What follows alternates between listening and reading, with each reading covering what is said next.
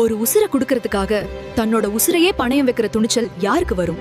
ராணுவ வீரனுக்கும் ஒரு தாய்க்கும் மட்டும்தான் வரும். 10 மாசம் 300 நாள் சொல்றதுக்கு ஈஸியா இருக்கலாம். ஆனா அந்த ஒவ்வொரு நாளும் அவ உடம்புல நடக்கிற யுத்தம் யாருக்கு தெரியும்? குப்பர படுக்க முடியாது, நேரா மூச்சு விட முடியாது, கால் வீக்கம், இடுப்பு வலி, சாப்பிட்டியான்னு கேட்க ஆள் இருக்கும். ஆனா அந்த வலிய தாங்கிக்க ஆள் இருக்காது. பிரசவ வலினா என்ன தெரியுமா? நம்ம உடம்புல இருக்கிற 20 எலும்புகள் ஒரே நேரத்துல உடைஞ்சா என்ன வலி இருக்குமோ அந்த வலி. ஒரு ஆம்பளையால அந்த வலிய நினைச்சு பார்க்க கூட முடியாது. ஆனா அந்த மரண வேதனையிலையும் தன் குழந்தையோட முகத்தை பார்த்ததும் எல்லாத்தையும் மறந்து சிரிக்கிறா பாருங்க. அங்க நிக்கிறா ஒரு தாய். பிரசவங்கிறது குழந்தைக்கு மட்டும் பொறப்பில்ல, அந்த தாய்க்கும் அது மறுபிறவி. கர்ப்பமா இருக்கிற மனைவிய ராணி மாதிரி பாத்துக்கோங்க.